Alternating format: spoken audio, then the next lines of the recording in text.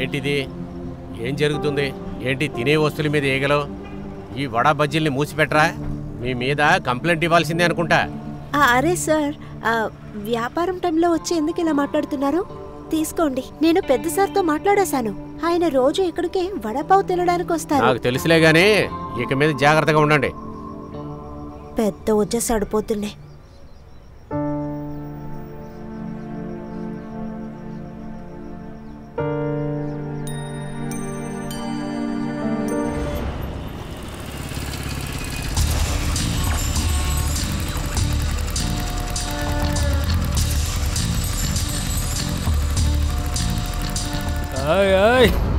ఏంటి ఇటు పక్కొచ్చో బిందియారాని? అరే కొంచెం ఆగు. ఏంటి మొక్కనలా పెట్టుకుంటావు? ఇలా చూడు, ఈరోజు ఈవినింగ్ షోకి 2 టికెట్లు ఉన్నాయి.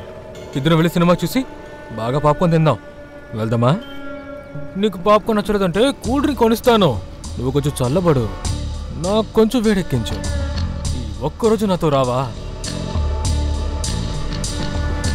ఈరోజు హీల్స్ ఉన్న శాండల్ వేసుకోలేదు, చెప్పులు వేసుకున్నాను. అడ్జస్ట్ చేసుకుంటావు కదా రాజా? ఎక్కువ పోజు కొట్టుకోకేనా? నీ నాటకాలు నా దగ్గరొద్దు. అందరూ చూసేలాగా నిన్ను కొడతాను. ఇంకొకసారి నా జోలికి వచ్చావనుకో పోలీసులకు కంప్లైంట్ చేస్తాను. సరే సరే వెళ్తానులే, కానీ మళ్ళీ వస్తాను నేను. ఇంక ఈసారి నేను చెప్పింది జాగ్రత్తగా విను. నువ్వు నాకు దొరక్కపోతే ఇంక ఎవ్వరికి దక్కనివ్వను. నేను నిన్ను ఎత్తుకెళ్ళిపోతాను. వెళ్ళరా వెళ్ళు. పోటుగాడు వచ్చాడు. నీలాంటి వాళ్ళని 100 మందిని చూసాను రా. ఈ బిందె ఎవరిని చూసి భయపడదు. నేను రోజంతా పనిచేస్తున్నా, అత్త దగ్గర తిట్లు తింటున్నా. నేనైతే వాళ్ళ ఇంట్లో ఒక అమ్మాయి కాదు, వాళ్ళ ఇంట్లో పని మనిషిని అనిపిస్తుంది. నేను ఇదంతా భరించలేకపోతున్నా. సుహాస్, మన ఇక్కడి నుంచి పారిపోదాం. నేను ఇక్కడ ఉండను. సుప్రియ, ఇలా చూడు. సుప్రియ, నువ్వు రోజు ఏడవడం చూసి నేను సంతోషపడుతున్నాను అనుకుంటున్నావా? మీ అమ్మా నాన్నలు ఇలా చేస్తున్నారని నువ్వు ప్రతిసారి నాతో చెప్పినప్పుడు నా రక్తం మరిగిపోతుంది. మన ఇక్కడి నుంచి పారిపోదాం. నీకేమన్నా పిచ్చి పట్టిందా? నీకు 18 ఏళ్ళు నిండేదాకా మనం ఎక్కడికి పారిపోలేం. అలా చేస్తే క్రైమ్ అవుతుంది. మనం పారిపోయినా పోలీసులు మనల్ని పట్టుకొని మీ అమ్మా నాన్నల దగ్గరికి తీసుకొస్తారు. అప్పుడు వాళ్ళు నిన్ను ఇంకా టార్చర్ పెడతారు. ఇంకో విషయం గుర్తుపెట్టుకో, భయపడే వాళ్ళనే ఇంకా భయపెట్టడానికి చాలా మంది ప్రయత్నిస్తుంటారు. సరే సుహాస్, టైం ఎంత? టైం అయిపోయింది. నేను రేపు కలుస్తాను. బాయ్. నువ్వు వెళ్తున్నా? సరే.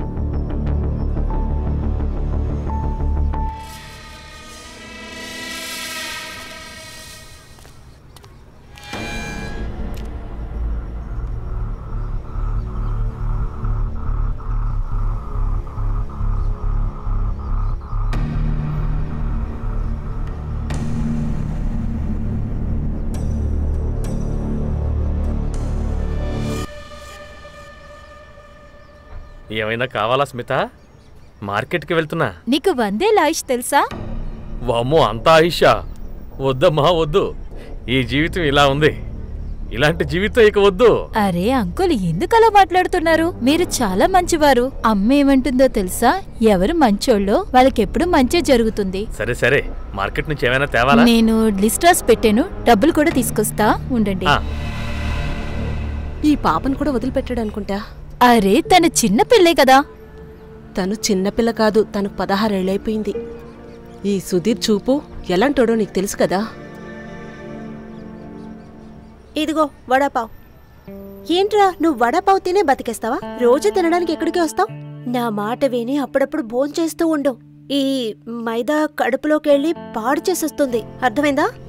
అమ్మా, సరే నేను బయలుదేరుతాను. స్మితకి టిఫిన్ ఇవ్వాలి కదా. సరే ఆగు. ఆ మున్నా దగ్గర కాస్త జాగ్రత్తగా ఉండు. వాడు నిన్ను తీసుకెళ్ళిపోతానంటున్నాడు. అరే అమ్మా, నువ్వు టెన్షన్ అవ్వకు. ఆ మున్నానే ఒకరోజు దేవుడు తీసుకెళ్తాడు. సరే నేను బయలుదేరుతాను. జాగ్రత్తగా ఉండమ్మా. స్మిత, వస్తున్నానక్క. ఇదిగో తీసుకోని టిఫిన్. అక్క, బయట ఎందుకున్నావు? లోపలికి రా, షర్బత్ తాగుతీ గాని. అరే వద్దు, రోజు షర్బత్ తాగితే నా నాలుక తీపైపోతుంది. నా వ్యాపారానికి నేను తీయగా ఉండకూడదు, కారంగా ఉండాలి. అక్క, నిన్నెవరూ బీట్ చేయలేరు తెలుసా? సరే నేను వెళ్తాను. కొట్టు దగ్గర అమ్మ ఒకరితే ఉంది. ఇదెవరైనా తింటారా? ఎలా చేసావు ఇలాంటి రొట్టెలు? మాడిపోయిన రొట్టెల్ని నువ్వే తినాలి. నేను తినను. నాకే ఎదురు చెప్తున్నావా? నీకెంత ధైర్యం నన్ను ఎదిరించి మాట్లాడుతున్నా? పని దొంగదానా? పని దొంగ నేను కాదు, మీరు. మావయ్య బయట పనిచేస్తున్నారు, నేను ఇంట్లో పనిచేస్తున్నా. మీరేం చేస్తున్నారు? రోజంతా తింటూనే ఉంటారు. చూసారా ఎన్ని మాటలు మాట్లాడుతుందో? చూసారా మీరు? ఇలాగే మాట్లాడుతూ ఉంటే నీ నాలుకను కత్తిరిచేస్తాను. ఏ మంగళ్, నువ్వు నోరవి. సుప్రియ, మమ్మీతో ఇలాగే మాట్లాడతావా? క్షమాపణ అడుగు. నేను అడగడు, తప్పు చేసింది ఆవిడే. ఇంకా నువ్వు ఇలాంటి ప్రశాంతమైన జీవితం జీవిస్తున్నావు కదా, ఇదంతా మా అమ్మ నాన్న వల్లే. ప్రతి నెల వాళ్ళ డబ్బులు వస్తున్నాయి, దాన్ని తీసుకుని మీరు ఇదంతా చేస్తున్నారు. ఏయ్, మమ్మల్ని వేలెత్తి చూపిస్తున్నావా? లేదు, మీకు గుర్తు చేస్తున్నాను. నాకు 18 ఏళ్ళు అయిపోతే తర్వాత నీకు ఇలాంటి జీవితం అనేది దొరకదు. ఇంకా నీ ఆటలు కూడా క్లోజ్. ఎంత పొగరే నీకు! ఎన్ని మాట్లాడుతున్నావు? నీకు పిచ్చి పట్టిందా? దాన్ని చంపేస్తావేంటి? చెప్తాను. చాలా ఏళ్ళుగా నేను తట్టుకుంటున్నాను. 2 పూటల అన్నం, ఇంకా ఉండడానికి ఇల్లు, ఇంకేం కావాలి తనకి? ఏయ్, ఇక మీదట చూడు, నేను రోజు చేసే టార్చర్లో నువ్వు జవాబు ఇవ్వడమే మర్చిపోతావు.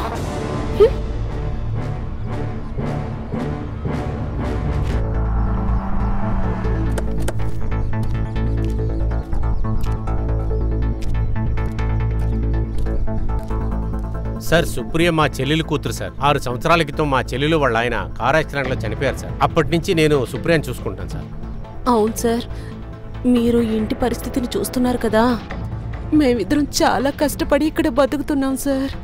అయినా సుప్రియని మా సొంత కూతురుగా చూసుకున్నాం. కానీ ఎప్పుడు మమ్మల్ని ఆ అమ్మాయి బంధువులాగా చూడలేదు. ఎప్పుడు తను ఇంట్లో నుంచి పారిపోవాలని అంటుంటుంది సార్. ఇంట్లోంచి పారిపోయిన తర్వాత ఎవరితో? తనకి బాయ్ ఫ్రెండ్ ఉన్నాడా?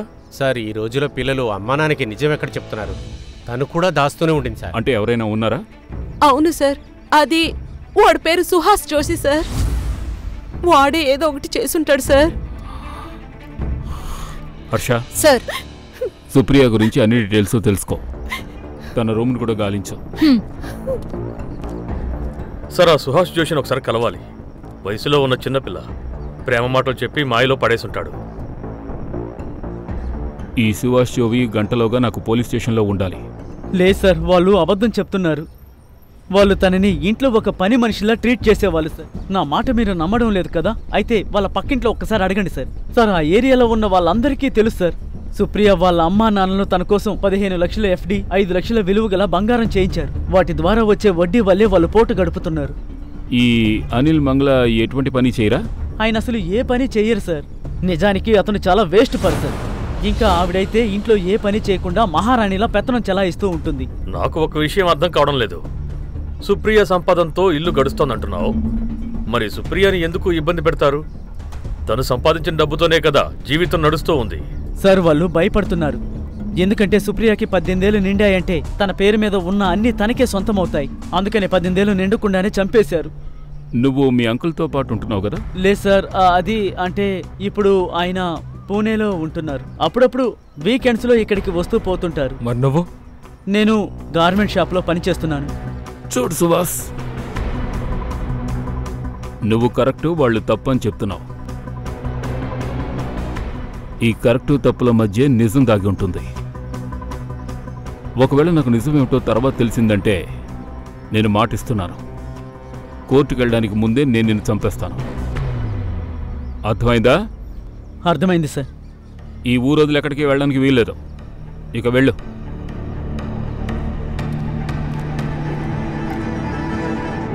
మీకేమనిపిస్తోంది సార్?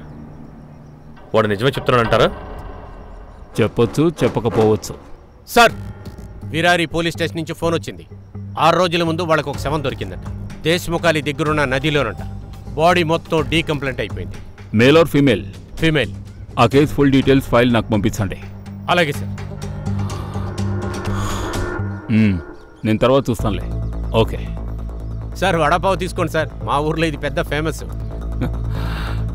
ఖాన్, ఏం చేస్తున్నావు అక్కడ నుంచుని? వచ్చి మాతో పాటు వడాపావు తిను. వద్దు సార్, థ్యాంక్ యూ. సార్, నాకు ఇది సీరియల్ కిల్లింగ్ ఏమో అనిపిస్తోంది. అమ్మాయిలు 2 బాడీస్ మనకి నది దగ్గర దొరికాయి. అలాగే ఇద్దరు వయసు 16 నుంచి 24 ఏళ్ల లోపే. సార్, విరారి పోలీసులకి 6 రోజుల ముందే బాడీ దొరికింది. ఆ ఫైల్ని నేను స్టడీ చేశాను. PM report. బాడీలో ఇంజరీస్ అయినాయి, బర్న్ మార్క్స్ ఉన్నాయి. తన వెంట్రుకలను పీకేశారు. అండ్ సార్, తను 2 నెలల ప్రెగ్నెంట్. సరే ఇక్కడ చూడండి, సేమ్ ప్యాటర్న్. సుప్రియకు కూడా అవే బర్న్ మార్క్స్ ఉన్నాయి. సార్ ఇది నేను షూర్గా చెప్పలేను, కానీ ఈ అమ్మాయి బట్టలు చూస్తుంటే, డిస్క్రిప్షన్ చూస్తే ఏమనిపిస్తుందంటే ఖచ్చితంగా ఈ అమ్మాయి యోగిత బండారి. తను 2 నెలల ముందు మాయమైంది. నీ అనుమానం కరెక్టే అనిపిస్తోంది. ఇది సీరియల్ కిల్లింగ్ వ్యవహారమే. టార్చర్ చేసిన పద్ధతి ఒకటే, మర్డర్ చేసిన ప్యాటర్న్ ఒకటే, ఏరియా కూడా ఒకటే. ఈ యోగిత ఇల్లు ఎక్కడుంది?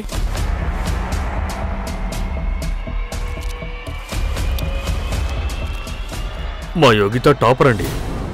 మేం తనని హైయర్ స్టడీస్ చదివించాలనుకున్నాం. తన సొంత కాల్లో తను నిలబడాలి అనుకున్నాం. మీరు చాలా స్ట్రిక్ట్ పేరెంట్స్ అని విన్నాను. సార్, పిల్లల భవిష్యత్తు కోసం కొంచెం స్ట్రిక్ట్గా ఉండాలి కదా. యోగితకి బాయ్ ఫ్రెండ్ లేకుండా ఎఫైర్ ఉందా? ఒక బాయ్ ఫ్రెండ్ ఉన్నాడనుకుంటా. అతని పేరేంటి? మనోజ్ షిండే. వాడు తన ఫ్రెండ్ అని చెప్పేవాడు. జిఏ కోచింగ్ క్లాస్లో ఉన్నారు. కానీ వాళ్ళిద్దరి మధ్య ఏదో ఉన్నట్టే అనిపిస్తుంది. యోగిత ఏ రోజు మాయమైందో ఆ రోజు తన కోచింగ్ క్లాస్లో టెస్ట్ ఉన్నది. తను టైంకి ఇంటికి రాకపోయేసరికి నేను తనకి కాల్ చేశాను. అప్పుడే వాడి మెసేజ్ నాకు వచ్చింది. వాడు ఏమన్నాడంటే తన ఇష్ట ప్రకారమే వెళ్ళిపోతోందని, తనని వెతకడానికి ప్రయత్నించొద్దు అని. వాడు చెప్పాడని మీరు ఒప్పుకున్నారా? లేదు సార్, కానీ మేము పోలీసులకు కూడా విషయం చెప్పాం. తన గురించి తెలిస్తే మాకు ఫోన్ చేయమని కూడా చెప్పాం. సార్ తను మేజర్, తన ఇష్ట ప్రకారమే బయటికి వెళ్ళింది. తన లాస్ట్ మెసేజ్ చూస్తుంటే క్లియర్ అవుతుంది. ఏ బేసిస్లో నన్ను కంప్లైంట్ తీసుకోమంటారు సార్? కానీ వీళ్ళ దగ్గర నుంచి మేము అన్ని ఇన్ఫర్మేషన్లు తీసుకున్నాం, బేసిక్ ఎంక్వైరీ కూడా చేసాం. కానీ ఈరోజు మీరు హఠాత్తుగా ఇక్కడికి ఎందుకు వచ్చారు? నా కూతురు గురించి ఏమైనా తెలిసిందా? తను ఎక్కడుంది? ఇదిగోండి. మేడం, మీరు దీని గురించి గుర్తుపట్టగలరా? ఇది నా కూతురు యోగిత డ్రెస్. నా కూతురు ఎక్కడ? ఇలా చూడండి, విరాట్ నది దగ్గర ఒక బాడీ దొరికింది. ఈ బట్టలు మాకు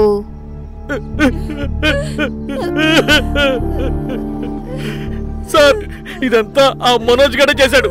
వాడిని వదిలిపెట్టొద్దు సార్, వాడికి శిక్ష విధించాలి. నా కూతుర్ని చంపేశాడు. సార్, ఏం చేయాలో అర్థమైంది.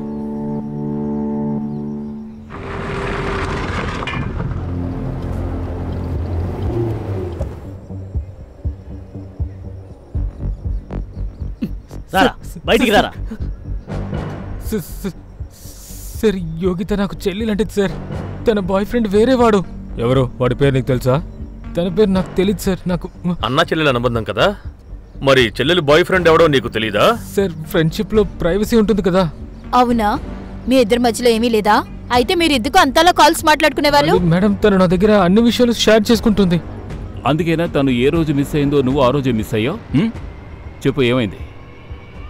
చెప్పు. హర్ష, నేను చెప్పాను ఆఫీసాన్ని తగ్గించుకొని. చెప్తాడులే, తను మంచి కుర్రాడు, స్కూల్లో టాపర్ కదా.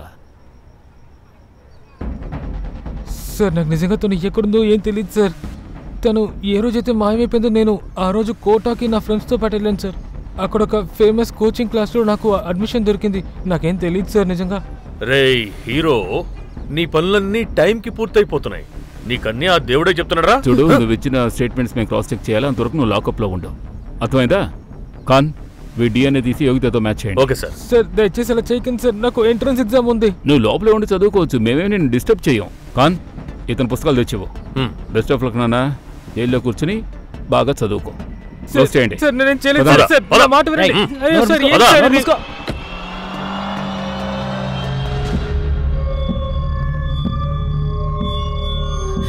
బింద్యా, 11 అయింది. నువ్వింకా ఇక్కడే ఉన్నావు. నువ్వు ఇంకా కొట్టిన కూడా మూయలేదు. మన ఊర్లో అమ్మాయిలకి ఏం జరుగుతుందో నీకు తెలుసు కదా.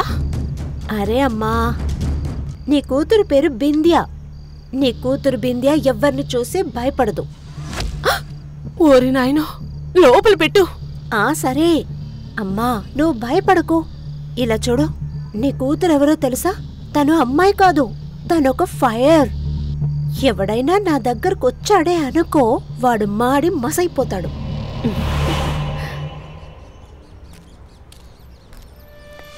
యోగిత ఫోన్ కోటా రాజస్థాన్కి వెళ్ళింది. తన నెంబర్ ఇప్పుడు స్విచ్ ఆఫ్ లో ఉంది. తన నెంబర్ని ఇప్పుడు కూడా ట్రాక్ చేస్తున్నాం. అంటే యోగిత మనోజ్తో రాజస్థాన్కి వెళ్ళింది. అక్కడ నుంచి కోటాకి వెళ్ళిన తర్వాత తన మొబైల్ స్విచ్ ఆఫ్ అయిపోయింది. ఫోన్ రాజస్థాన్లో స్విచ్ ఆఫ్ అయింది, శవమేమో ఇక్కడ విరాట్లో దొరికింది.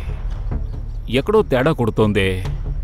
కోటా వెళ్ళి మనోజ్ స్టేట్మెంట్ని రీచెక్ చేయండి. అలాగే సార్. సార్, నేను కూడా మార్కెట్కి వెళ్ళి ఇన్వెస్టిగేషన్ చేశాను. అక్కడున్న వాళ్ళు సుప్రియ ఎవరో కారులో ఉన్న వ్యక్తితో మాట్లాడిందని చెప్పారు. సిల్వర్ కలర్ గ్రే కారులో ఎవరో ఉన్నారంట సార్, కానీ కార్ నెంబర్ గుర్తులేదన్నారు. ఈ సిల్వర్ గ్రే వ్యాన్ ని ఆ చుట్టుపక్కల ఏరియాలో వెతకండి. Okay sir. మనోజ్ చెప్పాడు కదా యోగితకి ఇంకొక బాయ్ ఫ్రెండ్ ఉన్నాడని. వాడికి ఈ విషయం ఎలా తెలిసిందో అది తెలుసుకోండి. ఒకవేళ వాళ్ళ కూతురు అఫైర్ తెలిసిన తర్వాత తన అమ్మా నాన్నే తనని చంపేసి ఉండొచ్చు కదా. అయ్యుండొచ్చు. వాళ్ళని కూడా తీసుకురండి. సార్. హర్ష, ఈ సుప్రియ యోగిత వీళ్ళిద్దరి సోషల్ అకౌంట్స్ చెక్ చేయి. ఒకవేళ మనకి వీళ్ళ బాయ్ ఫ్రెండ్ సోషల్ మీడియాలో దొరకచ్చు. అలాగే యోగిత వాళ్ళ పేరెంట్స్కి లాస్ట్ మెసేజ్ ఎక్కడి నుంచి చేసిందో ఆ లొకేషన్ కూడా నాకు కావాలి. Right sir. Let's move. Come. కూర్చో. అది వదిలేసి ఇది తీసుకో, 4 వడాపావ్. ఇంత? అక్క, మీరు నన్ను చాలా లావ్ చేసేస్తున్నారు. అరే లేదు లేదు, అమ్మ ఆరోగ్యం కొంచెం బాగోలేదు, అందువల్ల టిఫిన్ చేయలేకపోయాను. నువ్వు ఇది తిని సరిపెట్టుకో. సారీ. సారీ ఎందుకక్క? ఈ రోజు నైట్ ఆంటీకి నేను అన్నం వండి తీసుకొస్తాను. వద్దొద్దు, 7 గంటల తర్వాత ఇంటి నుంచి బయటికి రాకు. ఊళ్ళో ఏం జరుగుతుందో తెలుసు కదా. అమ్మ ఆరోగ్యం నయం కానీ మేమిద్దరం కలిసి ఇక్కడికి వస్తాం మీ ఇంట్లో తినడానికి. ఖచ్చితంగా రావాలక్క. అరే ఖచ్చితంగా వస్తాం. సరే, నీ టీ ఎలా ఉందో చూస్తాను.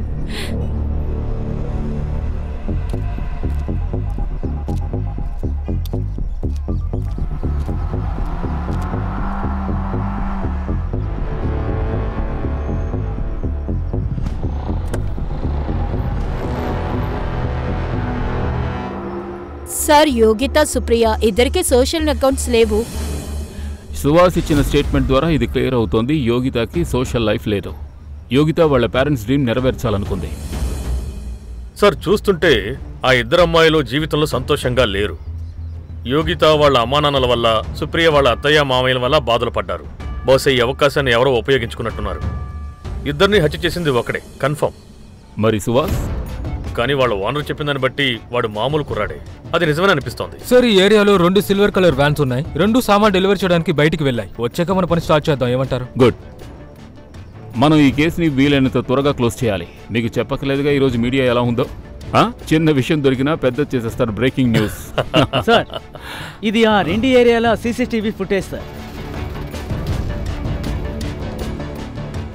మేడం మేడం మేడం ఒక్క నిమిషం సార్. ఈ కారు యోగిత ఫోన్కి మెసేజ్ రావడానికి 2 నిమిషాల ముందు అటు వెళ్ళింది సార్. ఆ తర్వాత ఇది ఎక్కడా కనబడలేదు. కానీ ఈ వ్యాన్ నెంబర్ ప్లేట్ కనిపించట్లేదు. మేడం, ఈ ఫుటేజే కాకుండా టోల్ హైవే ఫుటేజ్ కూడా తెప్పించాం. ఎక్కడి నుంచి యోగిత మెసేజ్ వచ్చిందో అక్కడెక్కడైనా చుట్టుపక్కల పాడుబడ్డ ఇల్లుందేమో కనుక్కోండి. ఎందుకంటే ఇతను ఒకే వ్యక్తి. సో వాళ్ళని బంధించి ఉంచిన చోటు కూడా ఒకటే కావచ్చు.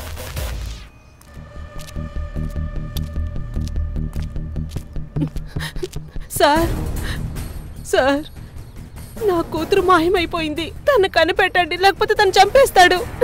నా కూతురు ఎక్కడికి మీరు ఏడవకుండా కూర్చుని మాట్లాడండి. సార్, నా కూతురు ఎప్పుడు మిస్ అయింది మీ అమ్మాయి? నిన్న సాయంత్రం నుంచి తను వెతకడానికి చాలా ప్రయత్నించాను. తన ఫ్రెండ్స్ని, నా బంధువుల్ని అందరినీ అడిగాను. తను ఎవరి దగ్గర వెళ్ళలేదు. తన ఫోన్ కూడా ఆఫ్ అని వస్తుంది. సార్, తనను కాపాడండి. ఈ లోకంలో ఉండేది తను మాత్రమే నాకు. తనెవరు? తను స్మిత, మా పక్కిట్లో ఉంటుంది. మీ అమ్మాయి ఎప్పుడు ఇంట్లోంచి వెళ్ళింది? ఇంట్లో నుంచి కాదు, కొట్టు నుంచి. నా కూతురు రోజంతా కొట్టును చూసుకుంటుంటుంది. మధ్యాహ్నంలో బజార్కి వెళ్ళి అన్ని సామాన్లు తనే తెస్తూ ఉంటుంది. కానీ 4 గంటలకు ఇంటికి వచ్చేస్తుంది. నిన్న రాలేదని చాలా భయపడిపోయాను. పాపా, బిందియాకి ఎవరైనా స్పెషల్ ఫ్రెండ్స్, ఎవరైనా బాయ్ ఫ్రెండ్స్ ఎవరైనా ఉన్నారా? తెలీదు మ్యామ్. ఒక అబ్బాయి ఉన్నాడు, మున్నా అని. తనని చాలా టార్చర్ చేస్తూ ఉంటాడు. ఒకసారి ఏమన్నాడంటే, నువ్వు నాకు దక్కకపోతే ఇంకెవ్వడికి దక్కనివ్వను, నిన్ను ఎత్తుకెళ్ళిపోతా. హర్ష, వీళ్ళ దగ్గర బిందియా ఫోటో తీసుకో. అమ్మా, మీరేం దిగులు పడకండి. మీ అమ్మాయిని మేము త్వరగానే వెతుకుతాం. రండి. రండమ్మా, రండి. సార్ ఇది మూడో అమ్మాయి, మనం వెంటనే యాక్షన్ తీసుకోవాలి. హర్ష, కోపం అందరికీ వస్తోంది, కానీ ఇప్పుడు మనం తెలివిగా పనిచేయాలి. అప్పుడే నేరస్తుని రీచ్ అవ్వగలం. ఈ Bindiya phone, CDR and last location collect చేయండి. వెంటనే ఈ మునాను పట్టుకోండి. వాడు వెంటనే ఇక్కడికి వచ్చి తీరాలి. బిందియా ఏ రూట్లో మార్కెట్కి వెళ్తుందో అక్కడ సీసీటీవీ ఫుటేజ్ కలెక్ట్ చేయండి. నేనిప్పుడు ప్రగతి నగర్లో ఉన్నాను. ఇక్కడ పరిస్థితి చాలా దారుణంగా ఉంది. ప్రగతి నగర్ నుంచి ఇంకొక అమ్మాయి మాయమైపోయింది. ముంబై ఎస్ఐటి టీం మూడో అమ్మాయి కోసం హంతకుడిని వెతుకుతున్నారు. ఇంకొక అమ్మాయి మాయమవడం వల్ల ముంబై టీంకి ఇది ఒక ఛాలెంజింగ్ గా అనిపిస్తోంది.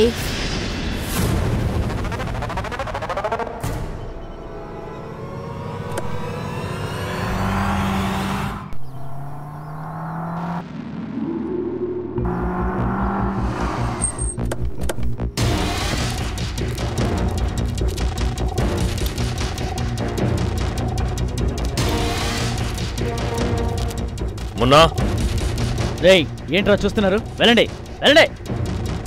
సార్ సార్ ఏమైంది? ఏం కాలేదు, టైం పాస్ కోసం వచ్చాను. ఆగురా.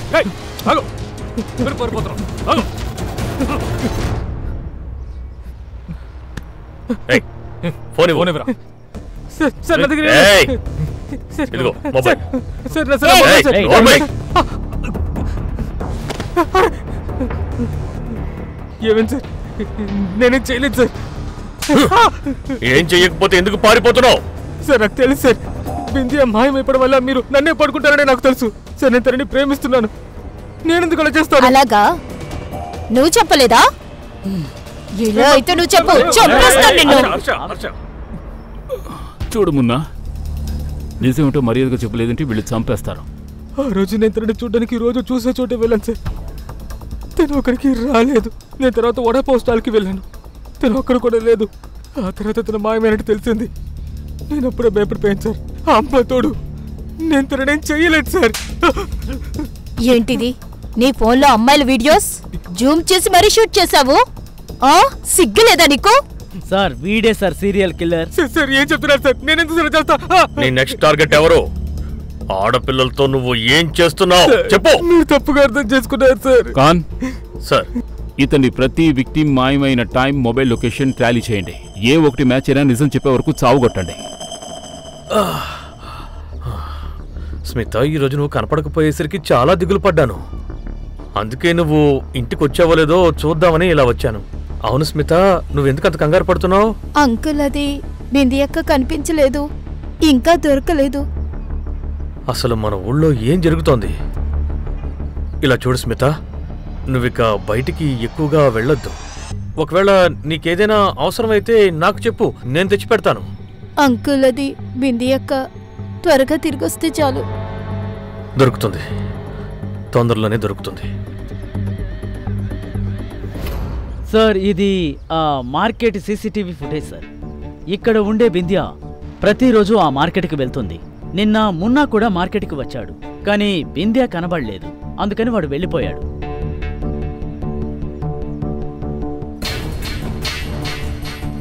అంటే బిందియా మార్కెట్కి వెళ్ళలేదు? వెళ్ళలేదు సార్. సార్ కానీ నేను వేరే వేరే రోజుల్లో ఉన్న సీసీటీవీ ఫుటేజ్ చెక్ చేశాను. ఆ అమ్మాయి రోజు 4 నుండి 4:30 గంటల మధ్య మార్కెట్కి వస్తూ ఉంది, కానీ ఆ రోజు రాలేదు సార్. ఖాన్, ఈ వడాపావ్ షాప్ నుంచి మార్కెట్ వరకు ఉన్న అన్ని సీసీటీవీ ఫుటేజెస్ నాకు కావాలి, త్వరగా. Okay sir. సార్, ఊర్ల నుంచి ఒక ఆవిడ వచ్చింది, మిమ్మల్ని కలవాలంటున్నారు. రమ్మను. సార్, నా పేరు సుహాసిని కదం. నేను 4వ వీధిలో ఉంటున్నాను. మా ఊర్లో స్మిత అనే ఒక అమ్మాయి ఉంది. నాకైతే తన ప్రాణానికి ప్రమాదం ఉందనిపిస్తోంది. సార్, స్మిత అమ్మ నాన్నలు చాలా ఏళ్లకు ముందు చనిపోయారు. అప్పటినుంచి తను ఒంటరిగానే ఉంటుంది. మా ఏరియాలో సుధీర్ అనే ఒక మనిషి ఉన్నాడు. ఒక్క కాల్ పనిచేయదు, కానీ వాడు చూసే విధానం చాలా తప్పుగా ఉంటుంది సార్. ఒక డిస్పెన్సరీలో వాచ్మెన్గా పనిచేస్తున్నాడు. నేను ఇంకో విషయం కూడా విన్నాను. వాడి పైన ఏదో క్రిమినల్ రికార్డు ఉన్నాయంట. అంటే? సార్, వాడు స్మితని కలవడానికి రోజు తన ఇంటికి వెళ్తుంటాడు. రోజు ఇంటి బయట నుంచే మాట్లాడి వెళ్ళిపోతూ ఉంటాడు.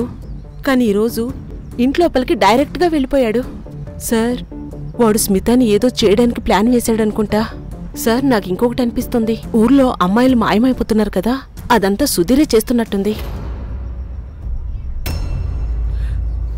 ఏంటి? తను నా కూతురు లాంటిది సార్. మీకు తెలుసు కదా, జనం ఇలాగే కథలు అల్లుతూ ఉంటారు. నువ్వు చాలా క్లోజ్గా ఉంటావుగా తనతో? సార్, తను అమ్మా నాన్నలు లేని అమ్మాయి సార్. అలాంటి అమ్మాయిని ప్రేమగా దగ్గర తీసుకోవడం తప్పా సార్? సరే సరే, నువ్వు నిజం చెప్తున్నావని నమ్ముతున్నానులే. సరే, ఒక్క విషయం చెప్పు. ప్రతి నెల 4-5 రోజులు ఎందుకు మాయమైపోతున్నావు? నీ రికార్డ్ అంతా చెక్ చేశాం. ఒకసారి నువ్వు ఆ అమ్మాయిల విషయంలో జైలుకు కూడా వెళ్ళొచ్చావు. సార్, పోయినసారి ఏదో పొరపాటు జరిగిపోయింది. అది చాలా పాత కథ సార్. కానీ దానికి దీనికి ఏంటి సార్ కనెక్షన్? సరే, ఆ విషయం వదిలే. నెలలో 4-5 రోజులు నువ్వు ఎక్కడికి వెళ్తున్నావు అది చెప్పు. సార్, అది మీరు తెలుసుకోవలసిన అవసరం లేదు.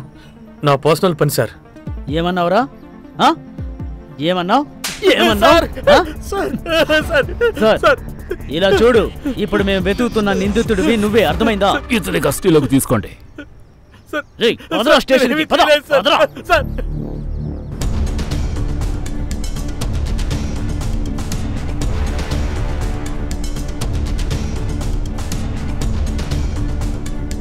చూడండి సార్, ఏంటిది? సార్ ఏంటి అలా చూస్తున్నారు? ఏంటి, ఏమైంది? బాగా గమనించండి. సార్ ఇందాకటి నుంచి ఆడవాళ్ళని ఎలా చూస్తున్నారో చూసారా? మీ పని చూడండి సార్, టీ తాగండి. చూడండి చూడండి సార్, బాగా చూడండి. మీరిద్దరూ ఏం మాట్లాడుకుంటున్నారు? Teller please. టెల్లర్ అంటే? సార్ రండి సార్, వెళ్దామా? పదండి. హర్ష, విక్టిమ్స్ ఫోటోలు చూపించు. ఏమిటో తెలుసా? ముగ్గురు అమ్మాయిలే సార్. దినేష్ బాబు. చాలా బాగుంది.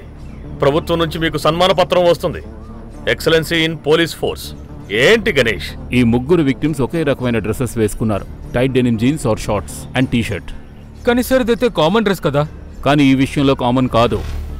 నేను ఇక్కడ నుంచి వస్తూ పోతున్న అమ్మాయిని చూస్తున్నాను.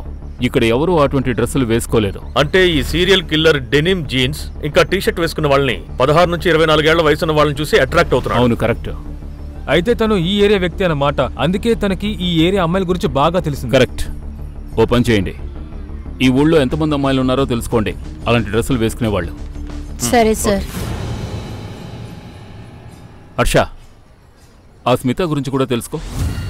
తను ఆ రోజు పోలీస్ స్టేషన్కి వచ్చినప్పుడు అటువంటి డ్రెస్సే వేసుకుంది. Yes sir, shorts and T-shirt. Yes sir, ఆ మనోజ్ చెప్పింది కరెక్టే. వాడు 1 మంత్ కోటా ట్యూషన్ లో ఉన్నాడు. నేను ఆ సీసీటీవీ ఫుటేజ్ ను కూడా చూశాను sir. Sir, Sudheer call records కూడా వచ్చినాయి. వాడు మాయమైనప్పుడంతా వాడు 2 చోట్లకు వెళ్తాడు. ద్వారపేట్, పూణే, ఇంకా ముంబై రెడ్ లైట్ ఏరియా. అవునా? అందుకనేనా వాడు ఏమీ చెప్పండి? అంటే మున్నా సీరియల్ కిల్లర్ కాదు. ఇక ఈ సుధీర్, మున్నా, సుహాస్ వీళ్ళు సీరియల్ కిల్లర్సో కాదో మనకు తెలీదు. కానీ వాడి నెక్స్ట్ టార్గెట్ సిటీలో ఉన్న టైట్ జీన్ షార్ట్స్ వేసుకున్న అమ్మాయి అవుతుంది. ఒకవేళ స్మిత. హర్ష, ఆ స్మిత ఇంటి మీద కన్నీసి ఉంచు. సంగ్రామ్, గణేష్ బాబు, మీరు ఆ ఊరి మీద ఒక కన్నీసి ఉంచండి. కారాపు.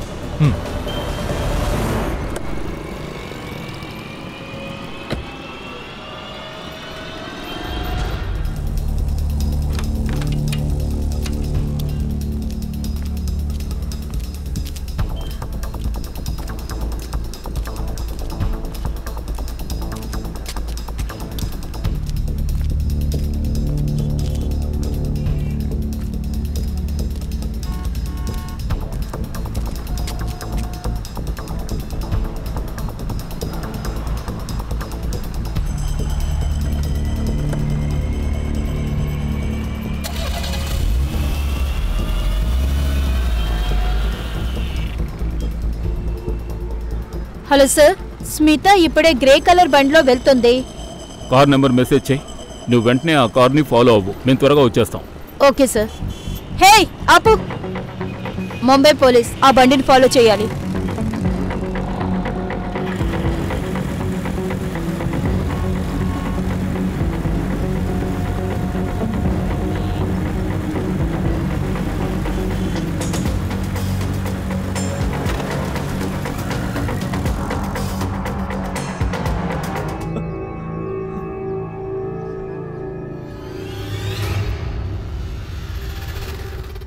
నాకు కోపం వస్తూ ఉంటుంది.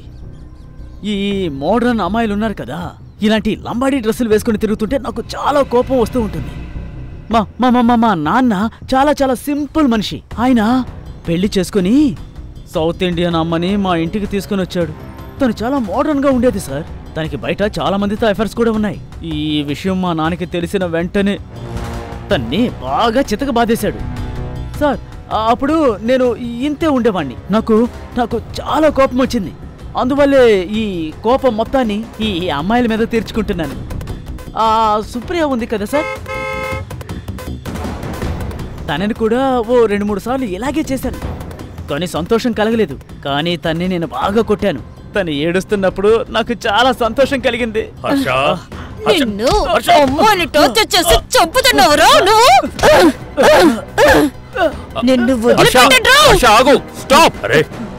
అరే తన కస్టడీలో ఉన్నాడు, చట్టం గురించి మర్చిపోకో. ఇక చెప్పు. యోగితని నేను తీసుకొచ్చినప్పుడు అప్పటికే తను ప్రెగ్నెంట్ అయ్యింది. అంటే నువ్వు సుప్రియాని ఇంటికి తీసుకువెళ్ళేటప్పటికి యోగిత బ్రతికే ఉందా? అవును, తన ముందే నేను యోగితాని చంపేశాను. అప్పుడే తన మనసులో భయం ఉంటుంది. కానీ సార్ ఆ సుప్రియ ఉందే, తను చంపాకే నాకు ప్రశాంతత వచ్చింది. ఆ తర్వాత ఒక్కొక్కళ్ళుగా వాళ్ళని తీసుకెళ్లి చెరువులో పడేశాను. తర్వాత బిందియాని పట్టుకున్నావు? లేదు, అరే నేను తన్ని కరెక్ట్ చేయలేనని నాకు తెలుసు. కానీ నేను తన స్టాల్కి ప్రతిరోజు వెళ్ళేవాడిని వడాపావు తినడానికి. అప్పుడే తనతో ఫ్రెండ్షిప్ చేయగలను కదా. స్మిత, వీడు సుహాస్, ముంబైలో పనిచేస్తాడు. ముంబై తిరగాలని నాకు చాలా ఆశ తెలుసా, కానీ మా అక్క ఉంది కదా, తన దగ్గర టైమే లేదు. నీకు లీవ్ దొరికినప్పుడు మనందరం కలిసి వెళ్దాం. ఖచ్చితంగా. అవును. లిఫ్ట్ ఇస్తానని చెప్పి నేను తన్ని బండెక్కించుకున్నాను. మార్కెట్కి వెళ్ళడానికి ముందే తీసుకెళ్లిపోయాను. ఇండియాకి ముంబై మొత్తం చూపిస్తానని చెప్పి కారులో ఎక్కించుకుని తీసుకెళ్లాను. ఒక్కో కొత్త అమ్మాయికి నేను ఒక్కో కొత్త బండిని చూస్ చేసుకున్నాను. అప్పుడే మీరు పట్టుకోలేరేమో అనుకున్నాను. అసలు నువ్వు ఒక మనిషివే కాదు, మృగానివి. వీడిని తీసుకెళ్ళండి.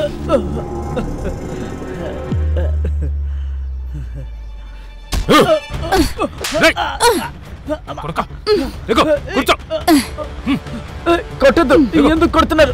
వదలండి.